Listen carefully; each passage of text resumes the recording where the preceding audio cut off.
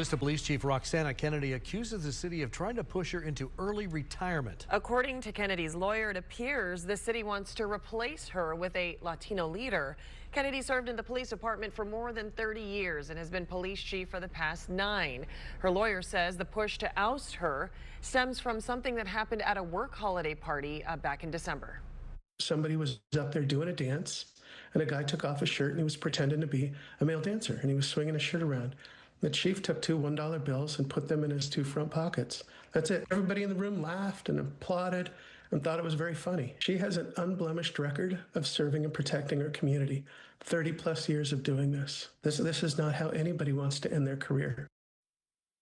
Well, the city of Chula Vista denies those accusations. In a statement, the city says the implication that this is because of her ethnicity is inherently offensive. Such a claim rests on a racist assumption that Latino leaders cannot act with professionalism and integrity. The Police Association is set to talk about this in a private meeting today. Chief Kennedy is currently on medical leave until the 20th. Now, for more on this, we want to bring in Art Castaneras, the publisher with La Prensa San Diego, who broke this story almost 2 weeks ago in the first place. So, Art, what is your latest take on all of this that's happening? Well, we broke this story because we heard internally that there was a move to get rid of the chief. And that's not illegal. There's no repercussions from that. If they would have just been straight up and said, we're making a change. And instead, they used as a pretext this thing that happened at a holiday party, which nobody complained about. And all of a sudden, they used that, I think, to intimidate her to retire. And I think they underestimated her. So not only did she not retire, she was offended by how they treated her, and now it's turned into kind of a mini scandal. We'll know more about it tonight. There's a city council meeting, but I just heard on my way here, I'm going to go to that council meeting after this interview, that the city manager called in sick today. And she's at the center of this. The city manager has all the power to hire and fire the chief. But instead of firing her, she called her in and chastised her, asked her to write a report about how to overcome this incident, and also said they're going to hire an auditor to audit the department, which are the kind of things that you do when you want to fire somebody. And I think that they thought they'd intimidate her and it backfired. Okay, but the timing is interesting because she's now on medical leave. And is that just a coincidence? I think it was a reaction to what happened. I think she was really upset about what happened. And, you know, it's like pulling the rug out from somebody who's been there 33 years. She was the first female lieutenant, first female captain, and first female chief. And I think they should have treated her with more respect. I'm not here to defend her, but the process was pretty bad.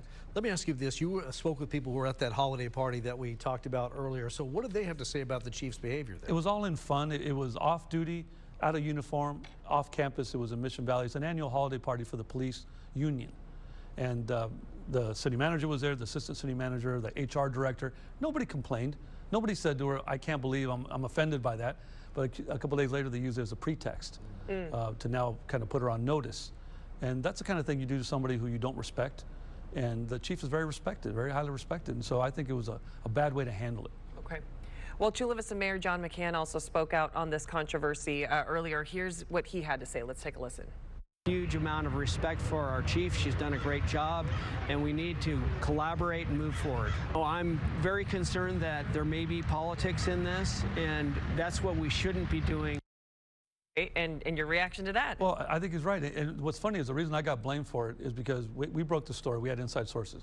But people thought I was after the chief because I had a 4-year lawsuit against her department over police drone videos, which we won. So I'm not upset about it. We won. But the irony is the lawyer who just spoke, he was my lawyer in that case. So he represented me against the city, and now she hired him. People thought that we were together. I hired the best lawyer I could find. It looks like she did too.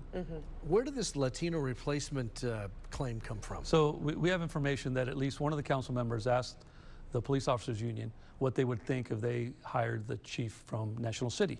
So a guy named Alejandro Hernandez, who's a Latino, happens to be a Latino. I'm Latino, right? But there's nothing illegal about wanting to bring somebody else in. It's the fact that they use these pretexts to try to intimidate her and put her in a position to force her to retire that created the scandal. So now what comes next? Is a lawsuit in the wings, so to speak? No, she didn't threaten to sue, but the letter that Mr. Briggs sent is a preservation of documents letter. It's something you send before you decide to sue, saying don't delete any documents, don't destroy documents, so they can do a proper investigation. All right, Art Castaneras with La Prensa San Diego, thank you for being here. I know you got to rush to the meeting. I'm sure you'll be checking up with our Jennifer Franco, who's also covering it tonight. So we'll have more on later editions of Fox 5 News. And again, we thank you for being here today.